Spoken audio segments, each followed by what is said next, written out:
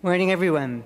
I'm Leslie Maitland, chair of the Amram Scholar Series, and with Rabbi Lustig out of town, it is my honor to welcome you here today. I'm sorry that we have to meet in the sanctuary instead of our customary intimate space in the chapel, but I'm told that it's occupied at present by the annual ritual of fifth graders getting married. Our son at the time was a chuppah holder. Today's speaker, William Taubman, is the author of the newly published and widely acclaimed biography, Gorbachev, His Life and Times, which has just been named a finalist for the prestigious National Book Critics Circle Award. His biography of Nikita Khrushchev won that same award, along with the Pulitzer Prize in 2004. I'm secretly ready to bet that this book runs the distance too. In a glowing review earlier this month, the New Yorker magazine declared that Dr. Taubman, a professor emeritus at Amherst, has written by far the best biographies of both former Soviet leaders. In presenting the life of Mikhail Gorbachev, the review went on, Taubman tells a superbly researched story of a politician of such decency as to seem in our more pessimistic, darker moment almost beyond imagining. Yes, the world-changing mission that Gorbachev embraced of democratizing the communist empire may have won him the Nobel Peace Prize in 1990, but it turned out to be, as the New Yorker put it, self-immolating. Just a year later, his efforts to reform and democratize the Soviet political system, to revive a stagnant economy and bring greater freedom to his people, resulted not only in the disintegration of the Soviet Union, but also in Gorbachev's ouster from power, as rival reformers led by Boris Yeltsin seized control. Celebrated in the West, Gorbachev found himself reviled at home. Who was this man? A dirt-poor farm boy of the Stalinist era who rose through the ranks of the Communist Party to become, as Professor Taubman says, a visionary and a rock star of world politics. Through his biography, a rich psychological portrait, we meet a man of expansive mind, moral character, and warm compassion who granted Professor Taubman generous access. Through numerous meetings, Gorbachev offered his own grippingly thoughtful account of things. The result, a fascinating story of a great world figure, as well as a compelling history of the Soviet Union and Russia, a nation that even now, decades after the end of the Cold War, continues to make headlines and provoke our worries.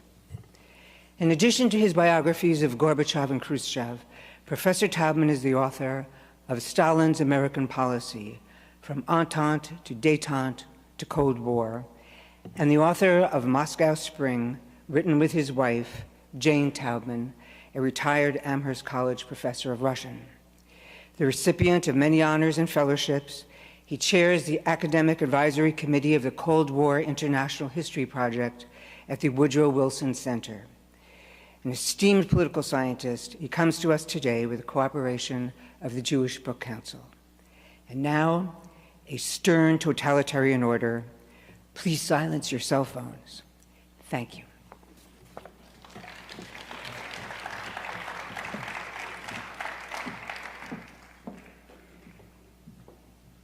Thank you very much, Leslie. I am very pleased to be here this morning. I was going to begin by saying that in Washington, which, as you know better than I, is not exactly these days a center of humane political exchanges and discourse, I was going to cite that New Yorker line about the fact that Gorbachev was a politician of such decency as to seem in our darker and more pessimistic moment almost beyond imagining. And part of what I'm going to try to do today is explain how he became such a person and how that virtue, decency, turned out to be, I suspect, in the end, a vice, or at least a disadvantage, because it turns out, as you might expect, that being a decent man is not the best precursor or qualification for longevity as a political ruler of Russia, especially. I'm going to begin, however, with a line from the 19th century British historian Thomas Carlyle, who said that history is but the biography of great men. Obviously, there's something wrong with this, beginning with the word men. But that's not the only thing wrong with it, because as we well know, other factors make history: social forces, economic conditions, international developments, ideas, institutions, other things that you can imagine.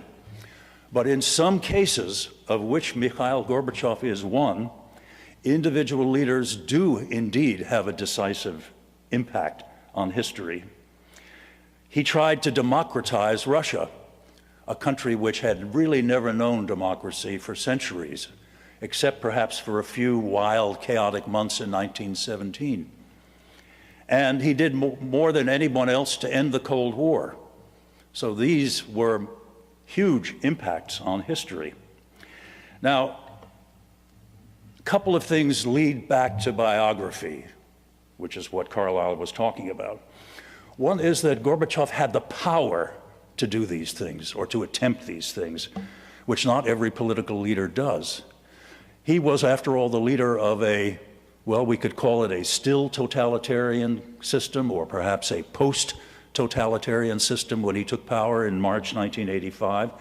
And with that came the power to attempt to change his country and the world. Because in contrast to democratic countries where there is a long-established rule of law and a free press and interest groups and a vital civil society, none of those things existed in the Soviet Union when he took over. But there's something else that drives us back to biography, and in fact more than simple biography, but to an attempt to understand him as a personality, as a character. And that is his uniqueness. And this presumably could apply to any leader of whom we say he or she was unique. Gorbachev did not do what other Soviet leaders would have done had they been in his place. They would not have tried to transform totalitarianism and end the Cold War. Now, if he had done what others would have done in his place, we could step back and say, well, they shared values that were widely spread in that society, and that animated what any of them did. Or we might say they faced a situation, the dictates of which led them to do what they did. But neither of these things is true. He did things that no one else would have done, and so, I'm arguing, we have to try to understand his biography. We have to try to understand his mind. We even have to understand his psyche, if we can possibly do that. And here I should immediately add, I am not a psychologist. I'm not trained to do that. But I did teach a course at Amherst for 10 years with a psychologist called Personality and Political Leadership, in which we read as much as we could of personality theory, and we read biographies and psychobiographies, and we asked our students to write mini psychobiographies of political leaders. So that's what I have tried to do in this book. It is a psychological as well as a political portrait. Okay, now there are 5 questions, big questions, that Gorbachev's life and career raised that I'd like to discuss briefly. The first one is, how did Gorbachev become Gorbachev, in quotes? How did a boy who wrote a high-flown essay in praise of Stalin become the gravedigger of the Soviet system? Second question, how on earth did they ever promote him to be their leader? Didn't they see him coming? Didn't they guess what he might do? How, therefore, or why did they make him their leader and put him in a position to put them out of business? The third couple of questions together, what led him to attempt to democratize this country, which had never known democracy all these centuries? And why did that attempt founder and fail? A fourth question involves Gorbachev and Ronald Reagan. How did it happen? What explains the fact that the Soviet communist leader and the arch-conservative American president got along so well and became, as I believe they did, almost perfect partners. Next question, fifth question. Why did Gorbachev let Eastern Europe go? Why did he let the Soviet Empire go without firing a shot to keep it in the Soviet camp? Now, as you can immediately see, these are big questions, and if I were to try to answer them fully, we would be here longer than the time you have. So what I'm going to do, given my interest in his personality and character, is to try to emphasize personality and character as I address each of these questions. Then, at the end, I'll say a few words about Gorbachev and Putin, both as they compare and contrast as leaders, and about Gorbachev's attitude toward Putin and Putin's toward Gorbachev. And I might even add, if we have time, a few words about Donald J. Trump and his relationship with Putin. And finally, I'd like to say a few words about the position of Jews under Gorbachev and how his rule affected their lives and their chances to emigrate. And then finally, a very brief summary of what I understand to be the paradoxical situation of Jews who remain in Russia in the post-Soviet years. So, how did Gorbachev become Gorbachev? And here I want to talk both about his childhood and his years at Moscow State University, which he attended from 1950 to 1955. First thing to say about a man who was born on March 2nd, 1931, is that he grew up in terrible times. Two of his uncles and one of his aunts perished in the famine of 1932-33. Most of his village was exiled during the terrible collectivization years in which millions died. The terror, the great Stalinist terror of the late 30s, swept up both of Gorbachev's grandfathers. They both were eventually released, which is an interesting thing, but they were both sent to the Gulag. The Nazis occupied Gorbachev's village for several months in 1942. There was famine again after the war in 1944, as the war was ending in 1946. And then, of course, there were the late Stalinist years, which were among the most awful of his seemingly endless reign. Now, the paradox is that despite growing up in terrible times, Gorbachev emerged a man who was confident, who enjoyed a real sense of self-esteem, who was optimistic, not only about himself and his prospects, but about his country and its prospects, and perhaps most interestingly of all and most contradictory, who trusted in other people at a time when it was an all too natural consequence of terror and suspicion and mutual denunciation for people not to trust each other at all. So what explains this? What in his childhood seems to prepare him to become this kind of person? Well, part of it, I presume, is genetics, and I know nothing about that and probably couldn't speak about it with regard to him, even if I did. I focus on his upbringing. And the first picture I want to show you is of his grandparents. I can't see it very well, but it looks to me as if it's up there, right? Yeah. This is a lovely picture.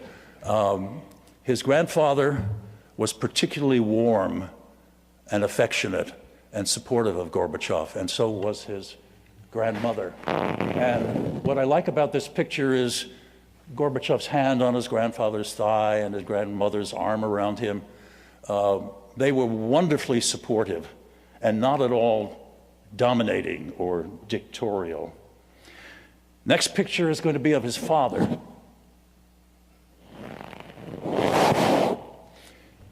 His father was a war hero, but he doesn't look like a warrior, does he? He has a lovely face, too. He has a kind of smiling eyes. And Gorbachev loved him immensely, talks about him endlessly, both in interviews and in his memoirs. Again, a father whom he describes as tender, not a word that you often hear well, I won't say about Russian men, that's too big a generalization, but nonetheless tender, who, again, encouraged Gorbachev, didn't dominate him, and Gorbachev speaks highly of him. And not just Gorbachev, people from Gorbachev's village, a couple of whom we met, but many more we read about, also testified that he was a truly wonderful man. Now here comes a picture of his mother. I can't quite see, but Gorbachev is standing next to her, right? She was quite different. She was much more stern and even harsh. She was the family disciplinarian. And at one point, when Jane and I were interviewing Gorbachev about his early years, he stunned us by recalling an incident in 1942 when he was 11 years old, when he said, "She picked up her belt to whip me again." And I was surprised by this because I thought this might be leading someplace where he wouldn't want me as his biographer to go. But he continued, he said, "I grabbed her hand and I pulled it down, and she," he said, "began to weep." And before I could even ask him why she was weeping, he said, "She was weeping because I was the last person she could control, and she could now no longer control me." Well, she was not an ogre or a tyrant. She kept him alive during the war when his father was at the front for 4 or 5 years. She protected him. But as I try to think in my amateur psychological way about the effects of having parents and grandparents like this, and I'm trying not to reduce, I'm going out of my way not to reduce my subject to toilet training or anything like that, which is too often what happens in psychobiographies. I think his father and his grandfathers, and to some extent his mother too, cultivated in him this sense of confidence and optimism, a sense that he himself admits that he thought of himself early on as deserving to have a great life. But I'm also tempted to think that the way his mother treated him may have produced a kind of need to have the approbation and affirmation that came with a great life. As I repeat, I don't want to make this too simple, and I can imagine an immediate response from some of you, which I've gotten from many people, which is, why are you citing conditions that so many Soviet citizens and children encountered in their lives to talk about his unique idiosyncratic characteristics? But I guess what I want to say is the fact that many peasant children were beaten by their parents doesn't preclude that kind of beating from having an individual effect on an individual child. Okay, he grows up to be, even before he heads to Moscow, to be self-assured to the point of arrogance. He talks back to his teachers, almost unheard of. And he has a girlfriend, and I want to tell you about one incident that involves her. Oh, this is, I think, going to be another picture of, this is his mother with his younger brother, who was born 16 years after he was. And here's a picture of Gorbachev, the high school actor, playing a role. He was the leading actor in his high school theater group. And the young woman on his left, our right, is his girlfriend, Yulia. Unfortunately, I didn't get to meet her, but I read interviews with her done by other people. And she tells a story which reveals Gorbachev's arrogance. She was the editor of the high school wall newspaper, and one day he came upon her working on it, and he saw she had done something wrong, and he bawled her out. And then they went into a meeting of the editorial board, and he chastised her there, and she was deeply embarrassed and deeply offended. And as they walked out of the school that day, he invited her out to see a movie that evening. And she said, "How can you do this? First you bawl me out, and then you invite me out on a date." And he says, "My dear, these are two different realms entirely." Well, this is a young man who thought a lot of himself, even before he left high school. Now, he applies to and is admitted to Moscow University in 1950. Moscow University was the best of all Soviet universities probably still is, although I'm not sure. And he was delighted to get in. He went out of his way to do extra work to impress the people who would read his application. He even became a candidate member of the Communist Party at the age of 19, which was very young. And like any great university, it did produce questions and doubts in his mind. But there were two particular people at Moscow University who had a particularly great impact on Gorbachev. And I'm going to put up, if this is working properly, a picture of the first one. This is Zdeněk Mlynář, a Czech exchange student at Moscow. In 1968, Mlynář was Alexander Dubček's chief ideologist during the Prague Spring. So he was a liberal communist who was trying to do essentially in Czechoslovakia in 1968 what Gorbachev would attempt to do in the Soviet Union in 1985. I don't assume that in 1950 when they met that Mlynář was already Mlynář of 1968, but I deduce from what I've heard about him and read about him, and I'm actually looking at somebody in the audience who knew him personally and may or may not want to say something afterwards. He was an idealistic communist. He saw through the worst of Stalinism, and he dreamed of building on the best of the original vision of communism as he understood it. And he and Gorbachev were best friends. Several classmates of Gorbachev, whom I interviewed in Moscow, remember that Zdeněk was Gorbachev's best friend. And they went to movies together, they did many things together, and the stories that are told about them confirm that even then Gorbachev was becoming the Gorbachev he would eventually be. And I'll mention one such story. They went to see something that sounds like an oxymoron, but these things existed, a Stalinist musical comedy about happy collective farmers taking in the harvest, celebrating joyfully as they do, singing as they bring it in, and then the milkmaids descending upon a store in the village and buying beautiful fabrics to turn into wonderful dresses. And Gorbachev and Mlynář are watching this, and Gorbachev whispers to Mlynář, "It isn't true at all. They wouldn't work at all if they weren't forced to do so, and there's nothing to buy in the stores." So even at that stage, Gorbachev could see, as a peasant boy, what the reality of Soviet agriculture and collectivization was. Next is the other important person in his life. She's sitting on the right as you see the screen. This is his future wife, Raisa Gorbachova. Raisa Titerenko was her maiden name when they met. She, at the university, she was 1 year younger than Gorbachev, but 1 year ahead of him at the university. She was in the philosophical department, or faculty as they call them, whereas he was in the law school. You might think as Americans that the law school might be more prestigious, but at that time in Moscow University it was distinctly less prestigious because this was a country without a rule of law, and a lot of people knew that. She was also, he describes her as a maximalist, and he says he himself was at the time.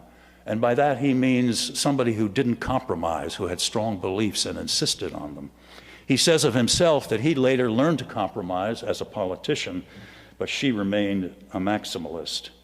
They were married in 1953, and we talked to many of their aides, Jane and I did, people who worked with them in the Kremlin, and half of the people we talked to said Gorbachev should have listened to his wife more, and half of the people said he should have listened to his wife less. And I think they had this maximalism in mind.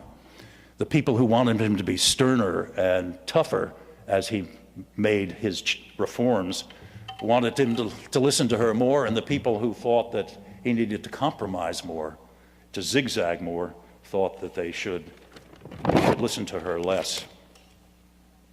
Okay, now the next question. How in the world, why in the world did the Soviet regime make him their leader? And here I divide my comments between his years in Stavropol, which is a southern Russian city near the village where he grew up. He was there from 1955 to 78. And then Moscow, which he arrived at in 78, and where he remained until he became leader in 1985. Now, there are many reasons. He was very efficient, he was very energetic, he was bold, but I don't think I'm doing violence to history by pointing to a kind of paradox again. He struck many of the people who worked with him and all of the people in Moscow who were his bosses and met him during those years as almost the ideal product of communism. The Soviets had a phrase for that. They called this the new Soviet man. This is what Soviet man was supposed to be like: educated, honest, incorruptible. And Gorbachev appeared to be, and in large part was, all of those things. Of all the people we interviewed in Stavropol, and there were many, pro and con, some loved him still, some hated him and still did, almost all of them talked about how well he treated his wife. You may think that's important, you should, but why did they emphasize it so much? Because the Me Too hashtag had not reached Russia at that time, and women were treated badly as a general rule, not by all husbands, but by many.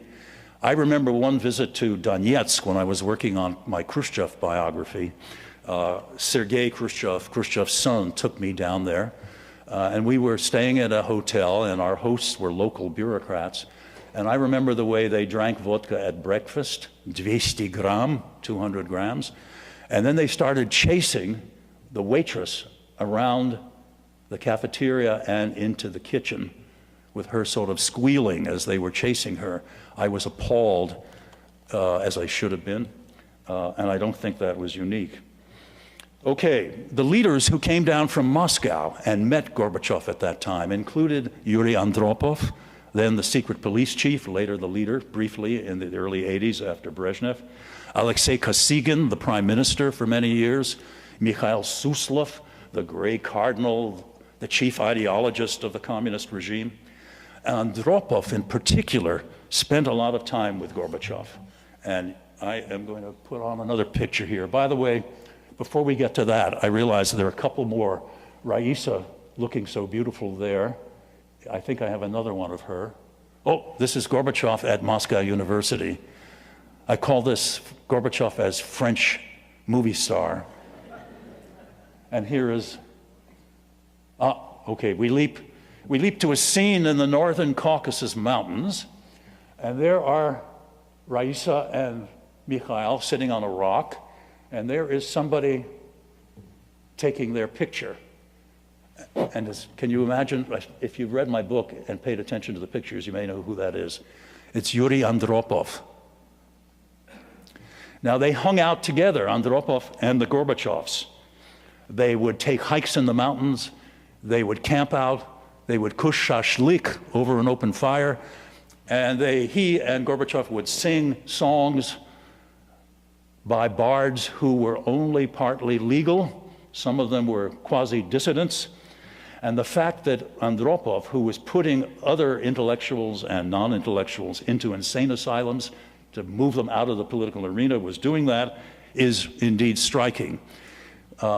I won't turn Andropov into a hero. He had an awful lot of blood on his hands, but he was a kind of humble man from a humble background who aspired to be something of an intellectual himself. And at one point we interviewed the director of one of the institutes of the Soviet Academy of Sciences, who'd been one of Andropov's aides in the 1960s, all people who eventually became dissidents. And this guy said, Andropov would tell us, in my office, tell me what you think. Don't trim, don't fool around, tell me exactly what you think, but once you leave the office, you know how to behave. Keep your mouth shut. Bogomolov also said that Andropov had on his desk a series of books by classic philosophers, and one day when Bogomolov asked him why he had those books on his desk, Andropov answered, so as to be able to speak as an equal with you, educated aides.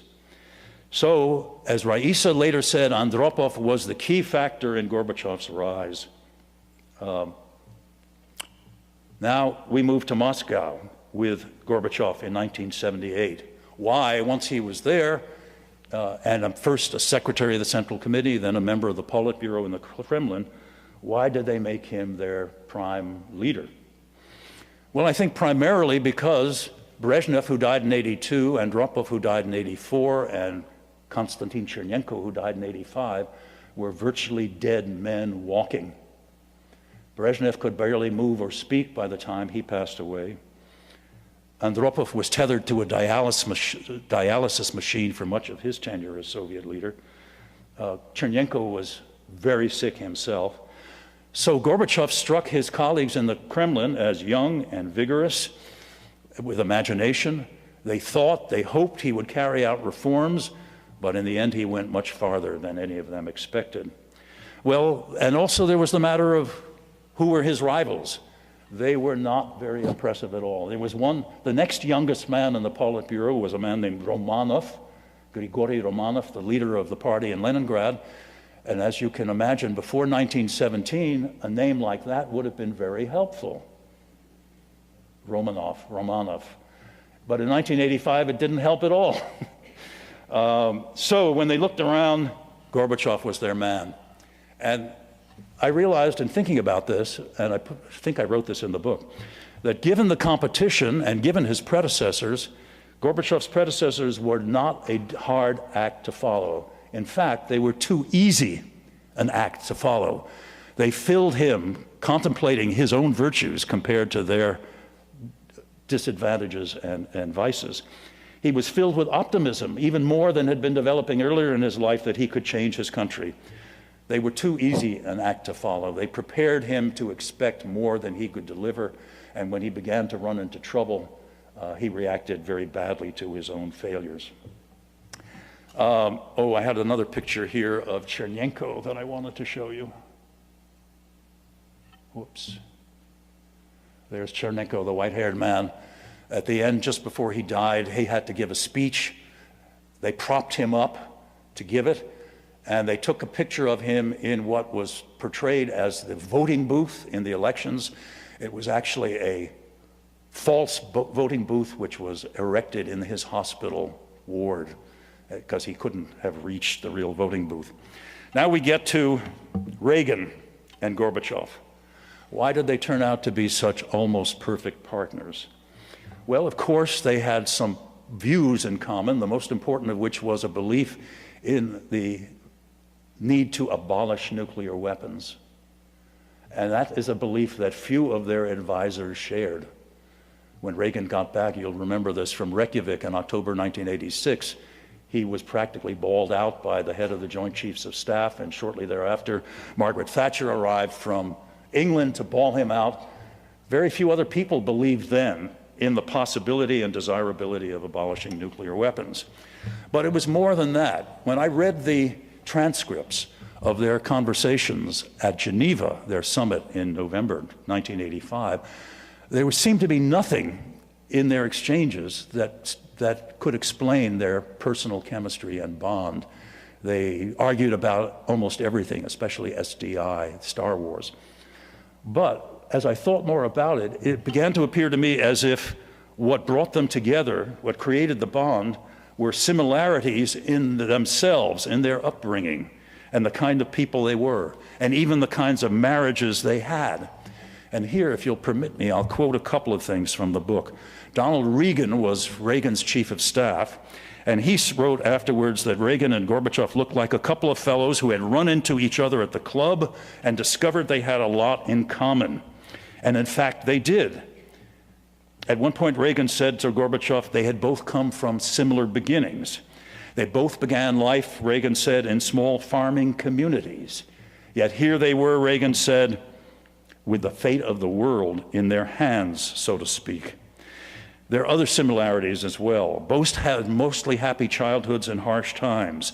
Both preferred to reminisce about only one of their parents, Gorbachev about his father, Reagan, whose father was an alcoholic, about his mother.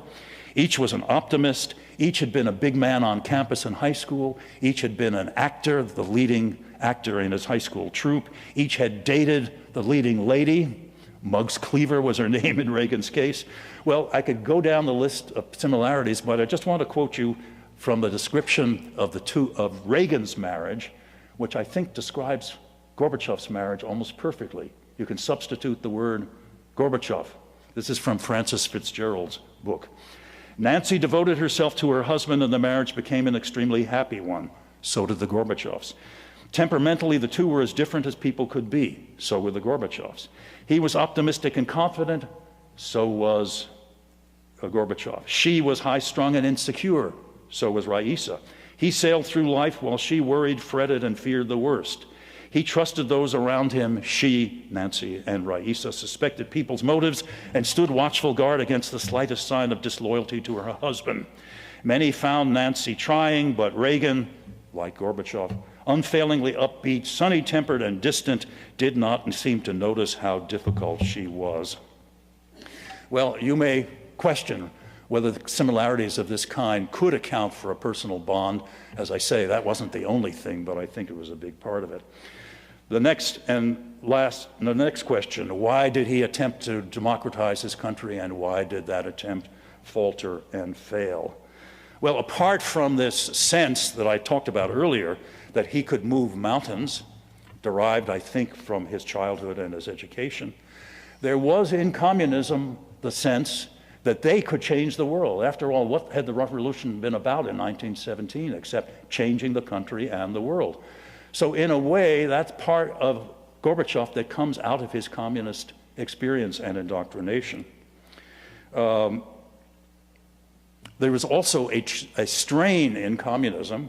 Bukharin represented it in the 20s. Khrushchev did until he retreated. And a lot of people did in the 80s, although not in the Politburo, that the Soviet Union needed to be liberalized and democratized. But why did it fail? Again, many, many reasons. I won't go through this. Why did the Soviet Union collapse? Many reasons. But I want to focus on 2 or 3 quick things about Gorbachev's character. First of all, well, the one thing really, as it applied in 2 or 3 ways. One, his overconfidence, his self-confidence, that he could change the world, turned out to be overconfidence. And 2, his confidence that he could control the hardliners in the Communist Party who didn't like what he was doing. He thought they needed him more than he needed them. He was wrong. They mounted a coup against him. It failed, but it really was the end. A few months later, the Soviet Union was gone and he was out of power.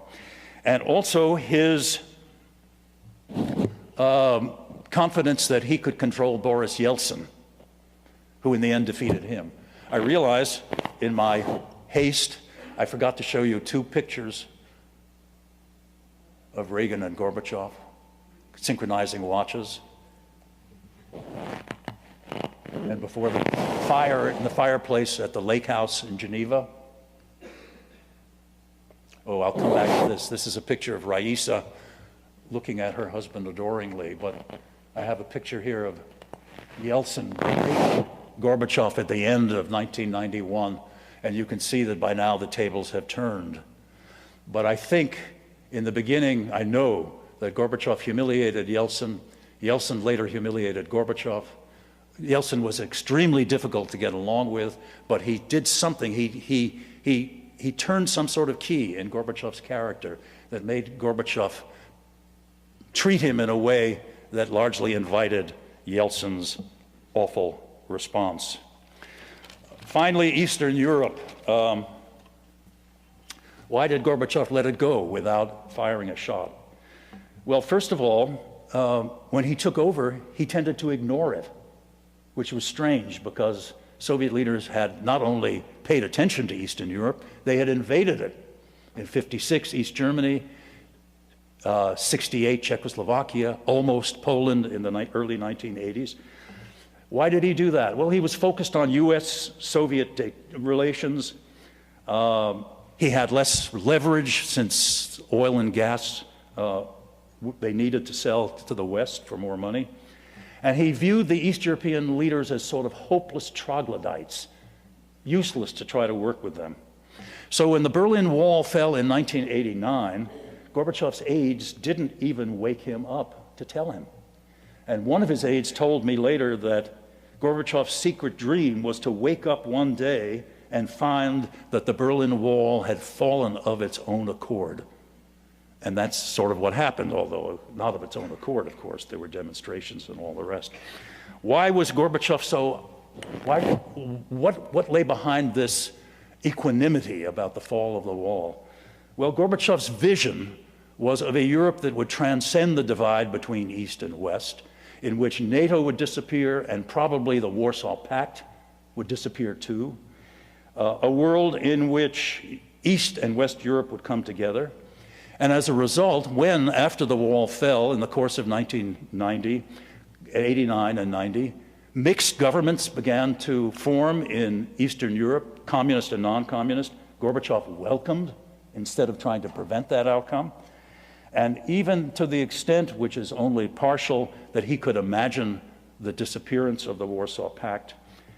As I say, that was part of his vision too. So again, personality, too optimistic about the future of Eastern Europe, too optimistic about democratizing Russia, too optimistic about controlling the hardliners, and about defeating Yeltsin.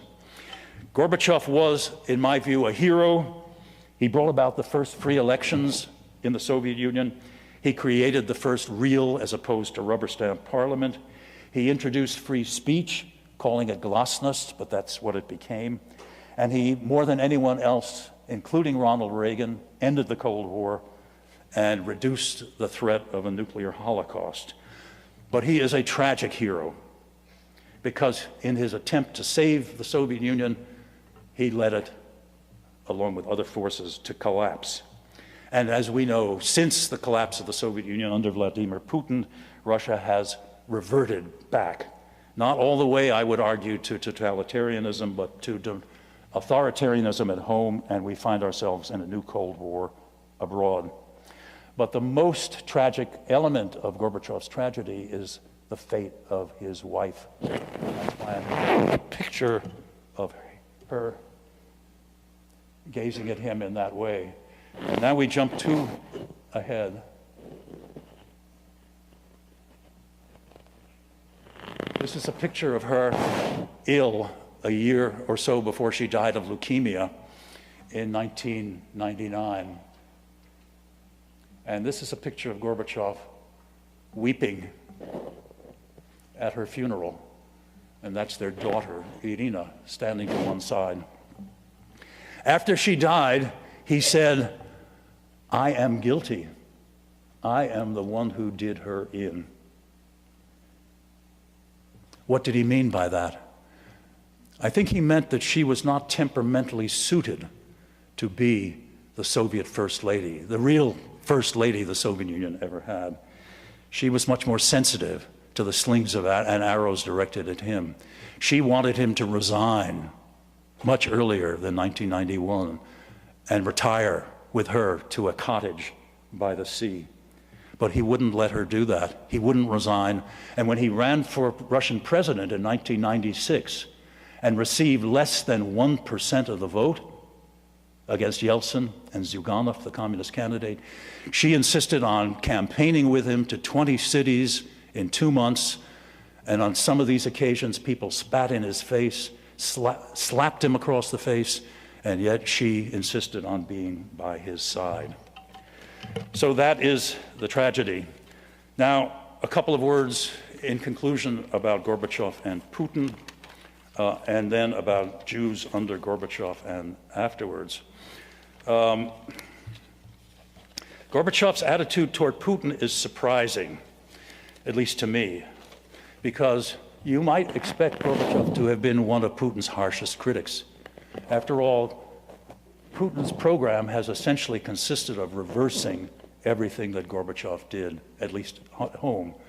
Closing down a free press, although not entirely. There is one newspaper, Novaya Gazeta, which Gorbachev co-owns, which does tell the truth. There is one radio station, Echo Moskvy, which does tell the truth. But Putin has closed that down. Putin has rigged elections, although not all of them and not entirely. Putin has done the opposite of what Gorbachev tried to do. And yet Gorbachev said when he came in, when Putin came in the year 2000, that a certain amount of authoritarianism in Russia might be necessary for a while. I think he said that because one of the lessons he learned from his own time in power was that Russia could not be democratized overnight, as he had tried to do. And in fact, a few years later, he said it might take decades for Russia to be democratized, and he even went so far as at one point to say it might take the whole 21st century for Russia to become democratic. So if that has become his view, and it wavers when there were demonstrations against Putin in 2011 and 2012, Gorbachev thought maybe it was coming again. Maybe this meant the beginning of a renewal of democratization. But if you believe it's going to take that long, your attitude toward a certain amount of authoritarianism is a little milder than we might have expected it to be. Putin has treated him fairly well for a while, called him in for visits. I think Gorbachev attended Putin's inauguration. They met a couple of times over the years. The man that Gorbachev really liked was Dmitry Medvedev, who replaced Putin for 4 years from 2008 to 2012. And when Putin came back in 2012, he and Gorbachev have not spoken since. One other thing, Gorbachev's views of foreign policy, of foreign affairs, track almost precisely with Putin's. Gorbachev has condemned NATO expansion. Gorbachev approves of the Russian annexation of Crimea.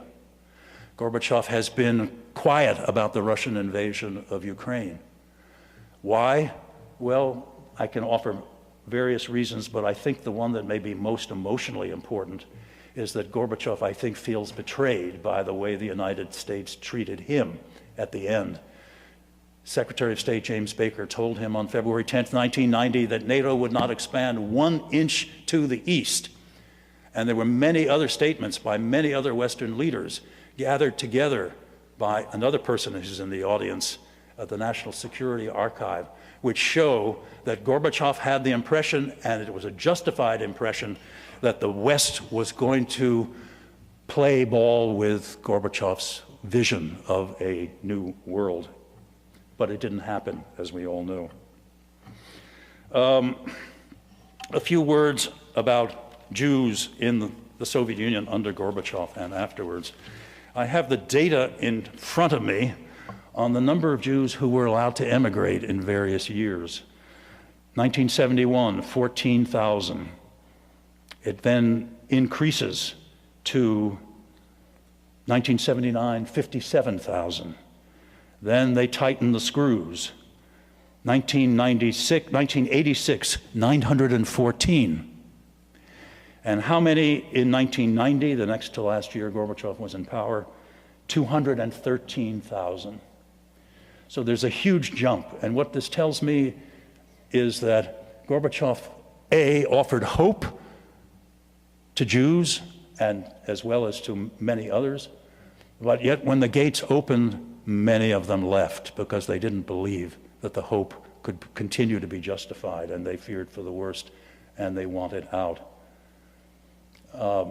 Post-Soviet collapse, Russia, as I look at it and try to summarize it very briefly, Jews have encountered more opportunity, but also more uncertainty.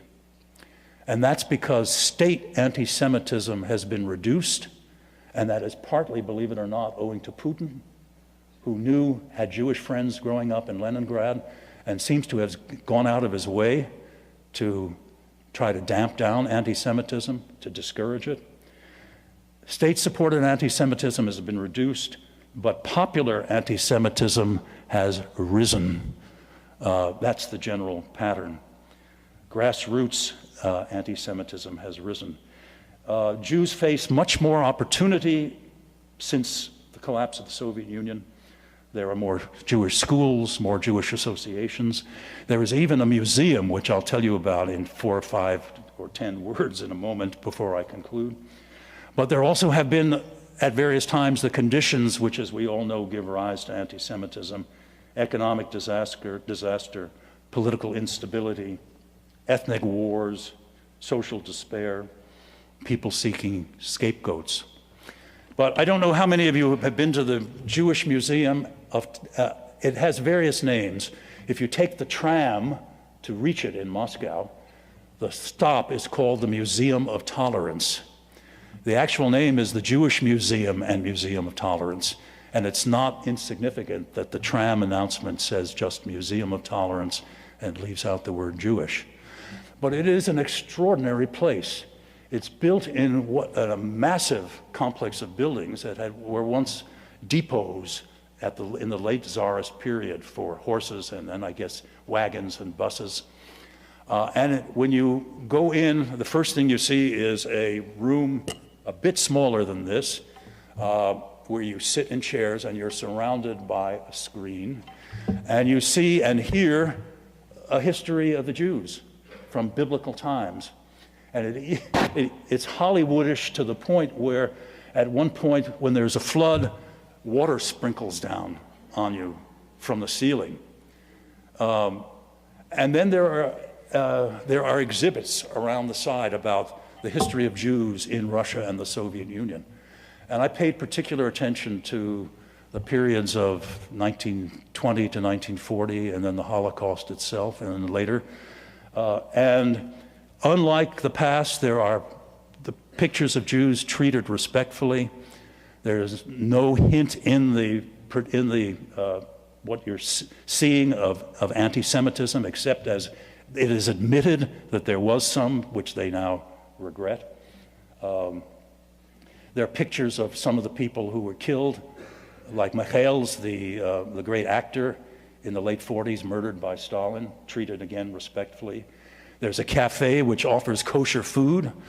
And then there is a series of plaques on the wall which recognize the people, many of them Westerners, Americans, who have given money to create this museum, including somebody like Ronald Lauder.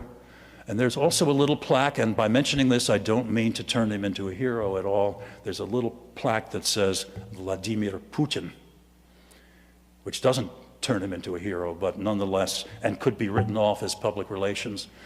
But nonetheless, this, in a nutshell, too much of a nutshell, is my sense of the situation of Jews under Gorbachev and since. And it is 11:30, and our hostess, Leslie, has asked me to stop precisely at 11:30. So I hereby stop, and I welcome comments, questions, which I will try to answer as best I can.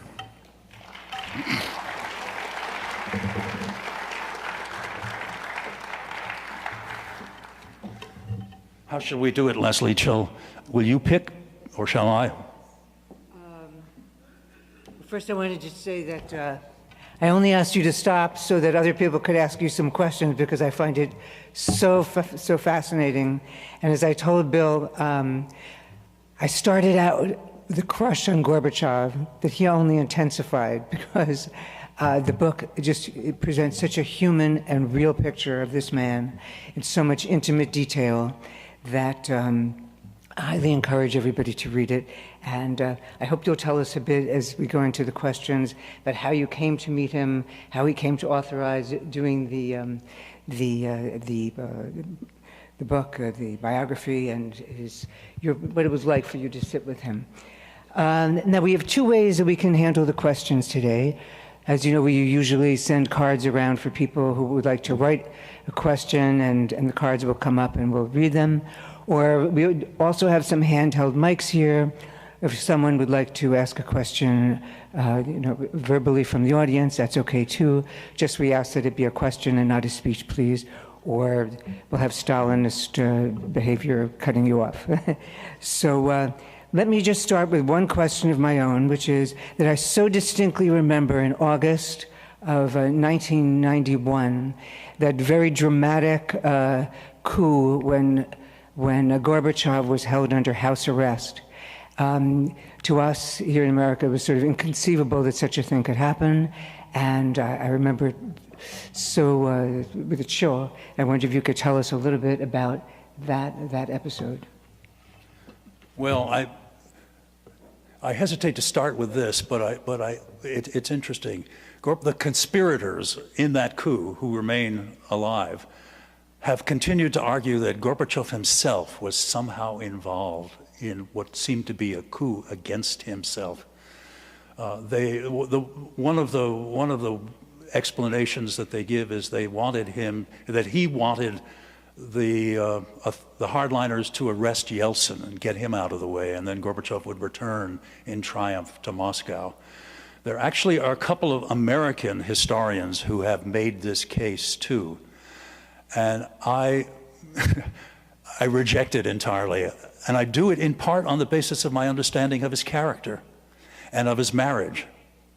I cannot believe, whatever political calculations one might imagine, but they are ludicrous too, cannot believe that Gorbachev would have played a role in setting up a situation which, as it unfolded, led his wife to have a stroke, from which she never really recovered fully.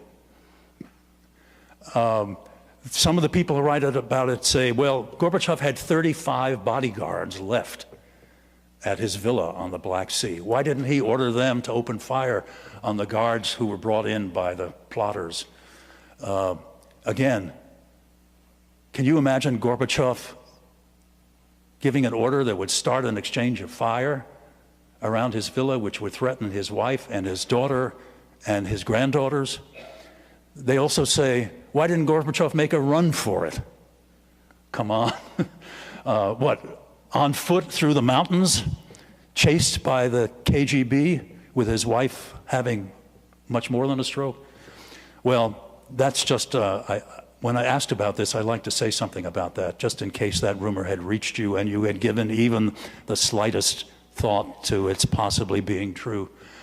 Otherwise, the coup did finish him off, because although Yeltsin defeated it by mobilizing people in Moscow, when Gorbachev came back to Moscow, he really had no more support. The system was broken. Yeltsin was a hero, and it was only a matter of time until Gorbachev would be ousted. Okay.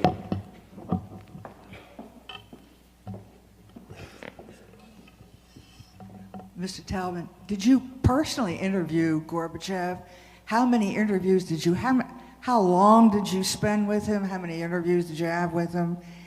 Did you feel that you had to be favorable toward him because you had a personal experience with him? Just yeah. My wife and I had 8 interviews with him, each one lasting about 2 hours. The first one was in 2007. The last one was in 2016. So over the years, we saw him again and again. We had no interpreter at the interviews. I expected he would ask for an interpreter to make sure we got it right. My wife taught Russian at Amherst. I know Russian, but still, there were certain things he said. We recorded it, and we could check afterwards. I also expected he would ask to see the questions in advance. He did not. He came across on these occasions as a warm, informal man with a sense of humor. You could sense the decency. I'm sure there are people in this audience who have met with world leaders more often than I have, or more world leaders than I have. But I have trouble imagining, at least the people I try to imagine, being as warm and informal and natural and amusing and decent as he came across. I should go back to how we got access in the first place. My initial instinct was to ask his permission. I knew some of the people around him, but I thought if I ask his permission, he might say no. Whereas if I say I'm going to do it, which is what I said, and ask his support, he might say yes, and that's what happened. We sent word through Anatoly Chernyayev, who was his leading foreign policy aide and who remained with him at the Gorbachev Foundation after 1991 until he died a couple of years ago, a wonderful man himself. Sent word that I'd like to do it. Chernyayev had read my Khrushchev book. Chernyayev vouched for me. Later, I gave Gorbachev a copy of the Khrushchev book in English, but he doesn't read English. I gave it to him in Russian when it finally came out, and he came up to me and he patted me on the arm and he said, "Good, solid job." Now, as a college professor, I know that when you say good, solid job and a recommendation to the student for graduate school, that's usually a negative, taken as a negative, or often taken as a negative, unless you rave, you know. But I have to say, I heard from other Gorbachev aides that he was chary about offering praise to people who worked for him. I don't say this to build myself up, but simply actually another glimpse of his character. He didn't want them to think that they had done too much in comparison with him and what he had done. Does that answer your question? Or, yeah. There may be, I should say, I'll say one more thing. The amount of support he offered, it was incredible for a Soviet leader. He helped to put us in touch with people in Stavropol whom we might see. He arranged for us to interview his daughter. He arranged for us to interview other people in Moscow.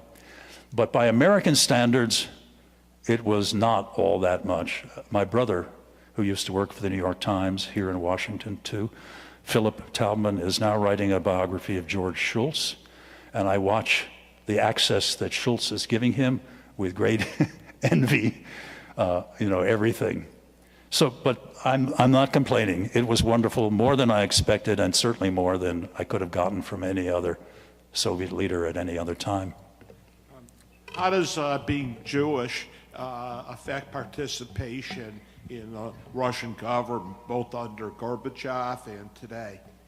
How does being Jewish affect participation? Yeah, can a Jewish person in government hold office and be in the cabinet and actually Judaism? Actually, under Yeltsin, Yeltsin had serial prime ministers. He kept hiring and firing them, as if he were Trump. Come to think of it.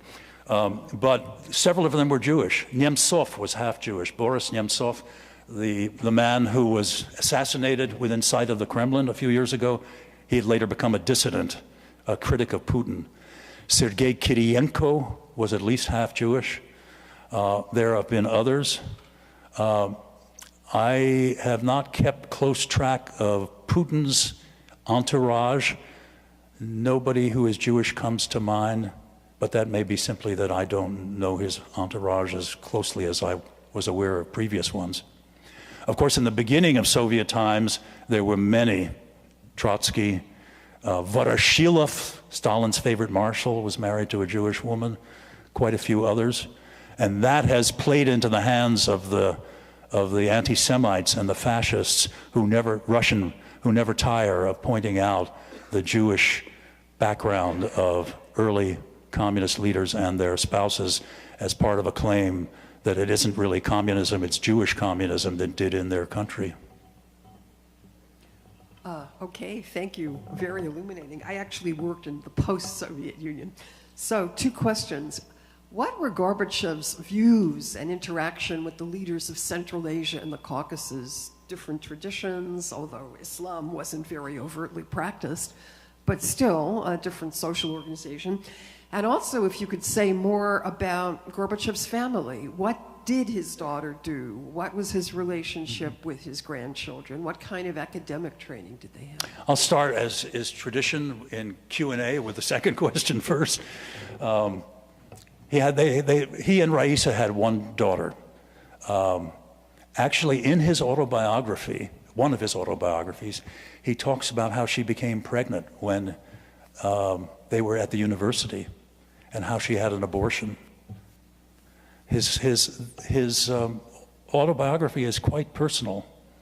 There's some other things in there which I did pick in the book which may surprise you in their recounting intimate moments in their marriage. Their daughter Irina is a physician by training. I don't think she ever practiced medicine. She became a kind of researcher on epidemics, and in fact, I think her dissertation or her project at one point in medical school was to look into the causes of early lifespan in Moscow. And that was such a sensitive topic that the thing is classified. Can't even read it. After a while, when Gorbachev was out of office, and running his foundation with his wife until she died, Irina became, in effect, the executive director of the foundation. The foundation is like an American presidential museum archive. It has exhibits, it has materials, except it doesn't get any money from the state, and Russian philanthropy is very slow in developing. So Gorbachev paid for it by giving six-figure fee lectures in the United States and elsewhere. But she became the executive director. When Raisa died in 1999, Irina took on the job of being his hostess and companion. And when he traveled, as he did constantly around the world, she went everywhere with him. And she moved for a while into his house. And then when she and her second husband bought their own house, it was 5 minutes away, so she could be on call. And I gather, and this is another sad thing in his long life, that, and maybe this has changed since I was told about this in 2016, but she now spends much of her time in Germany. Her husband needed an operation there. That was one reason they moved. Raisa's operations were all in Germany, and Gorbachev's own health has been treated in Germany. But I was told by people who know them that another reason she stays in Germany much of the time is that she, like her mother, cannot abide the horrible attacks on Gorbachev, which continue to this day, blaming him for everything that's gone wrong. So if you picture this man at the age of 87 come March, living alone in a big house, except for chefs, bodyguards, and chauffeurs, it's very sad. Now the first question, as always, what was the first question? Oh, the Caucasus. Well, one of Gorbachev's big weaknesses was he didn't see coming the ethnic separatism and nationalism, which as much or more than anything else broke up the Soviet Union. And there was a lot of it in the Caucasus, especially Georgia. And there was a famous, terrible case in I think it was 88, April 88, in which there were demonstrations in Tbilisi, and force was used, and many people died, and there's still a debate about who gave the order.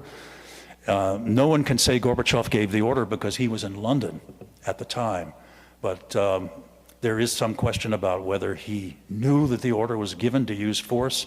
He denies it. Most people deny it. There was a study done by a parliamentary committee. It looks to me as if he did not give the order, that the military moved on their own, perhaps with approval of Ligachev, who was a hardliner in the Politburo.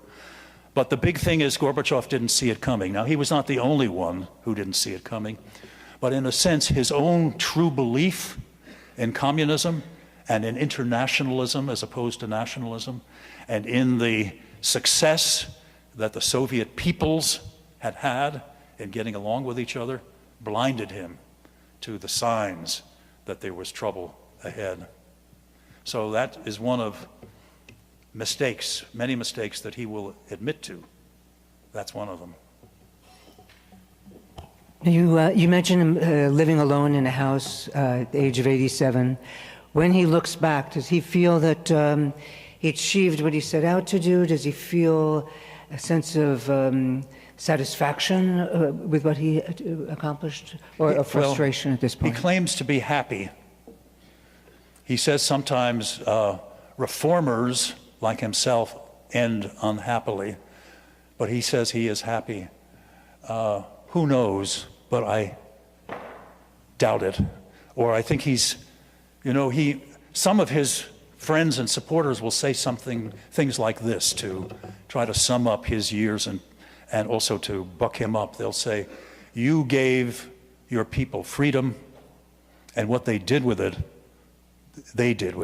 not you. In other words, if it didn't work out, it's not your fault. You gave them freedom.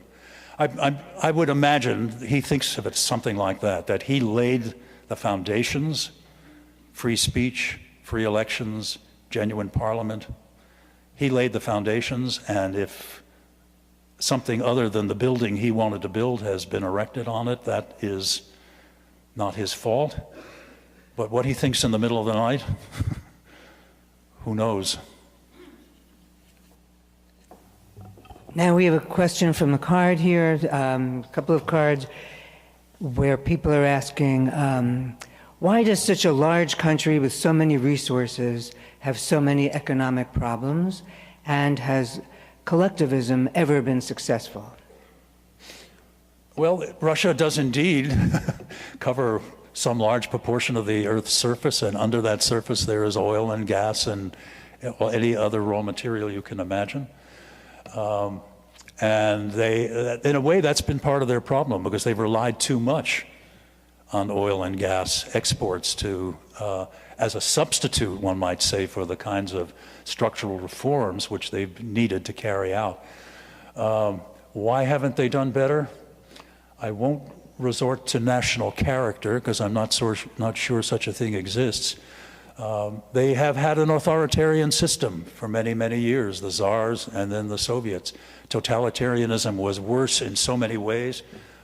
It did not foster, neither one fostered the kind of active civil society that we like to think we enjoy in the West.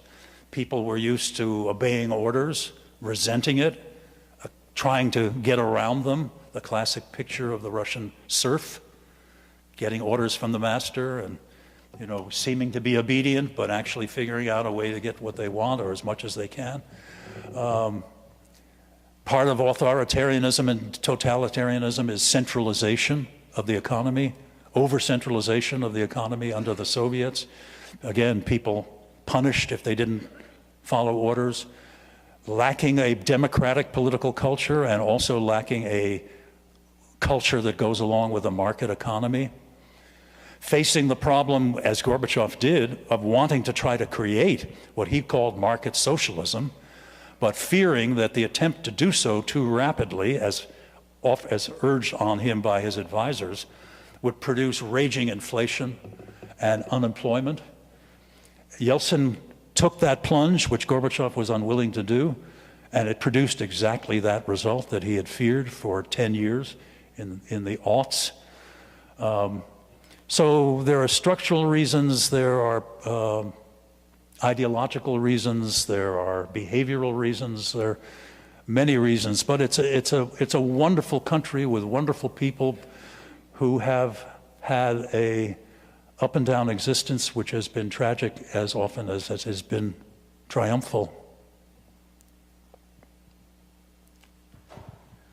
Why did he run for president in 1996? What was his thinking?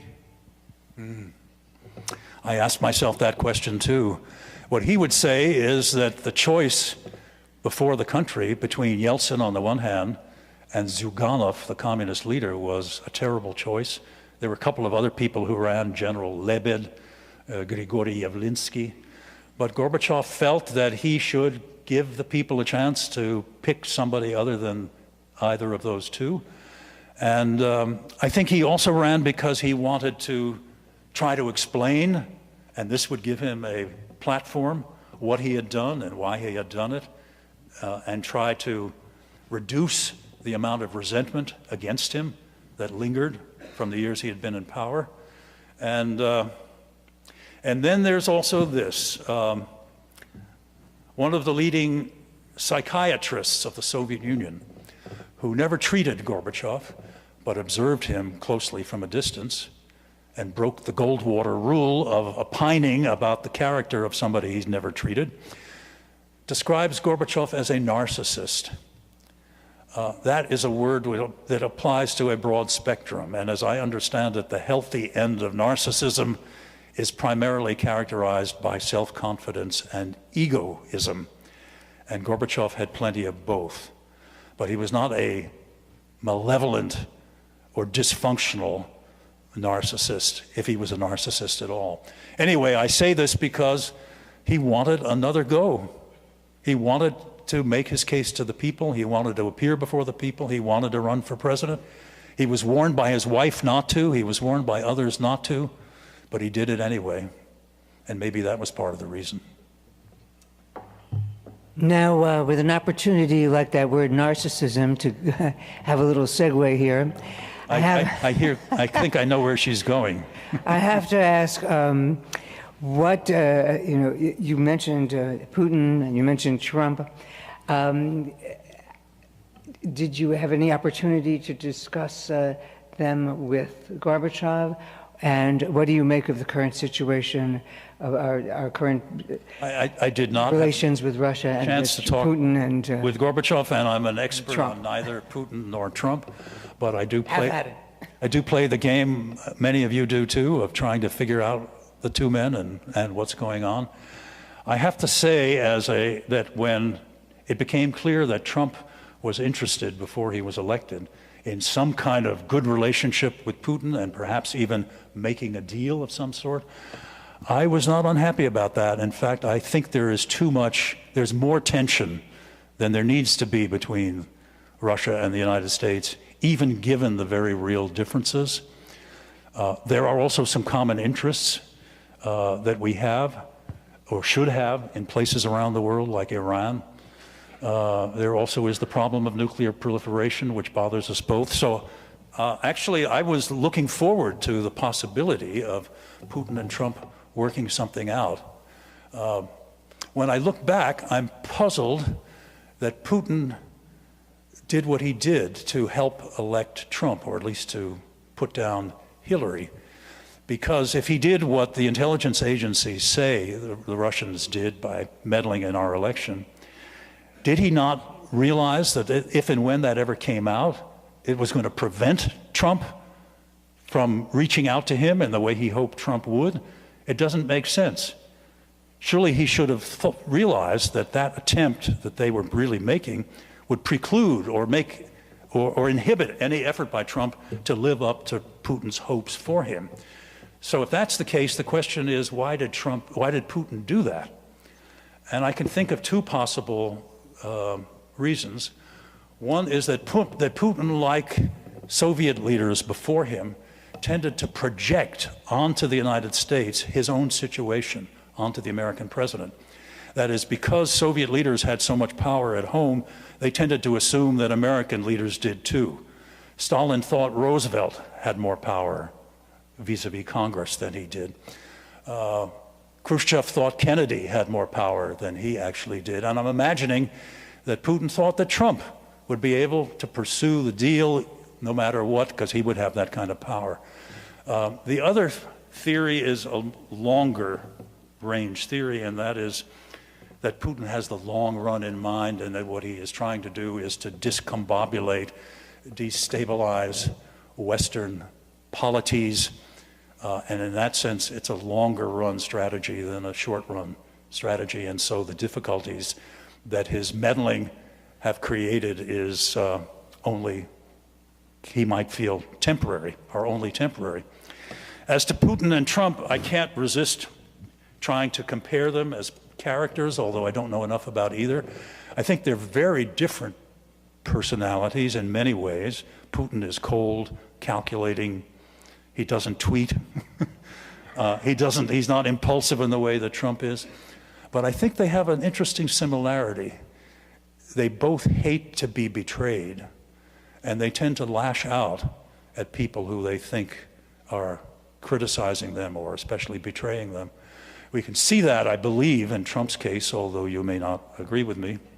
And in Putin's case, he doesn't have a real autobiography, but there's a book about him that consists of interviews with him and his friends by Russian journalists. It's called First Person, if you're curious to look at it. And there's an interview with a school teacher of his who says, remembering him, "Oh yes, Volodya doesn't like to be crossed, and he never forgives anybody who crosses him." Now that is not much evidence to base a theory of Putin's character on, but that would be my effort to venture a comparison which might have interesting implications, because if Putin and Trump had made deals, and even if they'd made good deals, what would happen if and when either one or both of them decided that the other had betrayed him, which is all too likely in world politics, if only because neither one entirely controls his entire bureaucracy? What I would fear in that case is that we might then see each one trying to take vengeance on the other, which could make for a mess. We're fortunate to have our cantor, Michael Manovich, here today, who comes from the Soviet Union and has a question for you. Yes. I would like to ask a question.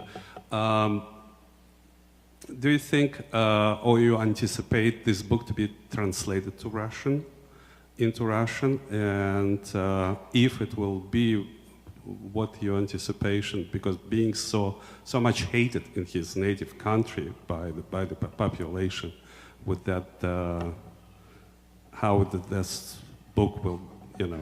I'm going to have to plead hard of hearing, which I am. I have hearing aids here. So the question is, would you expect that your book would be translated into Russian? And if so, given the fact that Gorbachev is not particularly appreciated over there today, what do you think the reaction to the book would be? It is being translated into Russian. It's going to be published in the next few months by a publishing house called Corpus. The Khrushchev book was translated in the series Жизнь замечательных людей, which is Lives of Important People. So it's coming out. I don't know, but based on the couple of responses I've got from Russian friends who told me I was too nice to Gorbachev, not critical enough, I expect that will be the reaction of a lot of people. On the other hand, I've been told by some American friends that I'm too harsh on Gorbachev because I criticize him, as I do, a lot. Another interesting question is, how will he respond? He doesn't read English, so he hasn't read it yet. So he hasn't read the book. Hasn't read it yet, but it's coming out in Russian, and he says he's going to be eager to read it. And I don't know. It depends how much he wants, how much he wants and needs at this point in his life, unvarnished praise. Well, one last question over there. Well, the mic is far away, so. During your time with Gorbachev, did you discuss corruption in Russia and its impact on trying to end up in a democratic free market state? So the question, which was our last one, is whether Professor Taubman had discussions with Gorbachev about corruption in Russia. Not really, using that word. I mean, we certainly talked a lot about the way things worked and didn't work, and I assumed, as a person who's been studying the Soviet Union and Russia for a long time, that corruption was endemic, went way back before the revolution, continued under the Soviets in all kinds of ways, bribe-taking, inflating figures. There's a Russian phrase about, when the factory owners had to set a target for output, and they would try to set it, if they could, with the state cooperating in a way that they could make it, and then they would exaggerate what they had done. So that was sort of part of the general background that was assumed, but we didn't discuss corruption in the particular sense of particular bribe takers, and we didn't talk about post-Soviet corruption, which of course is rampant. Well, that was fascinating, and I hope it just whetted your appetite to read this really, really fascinating book. Before... Yes.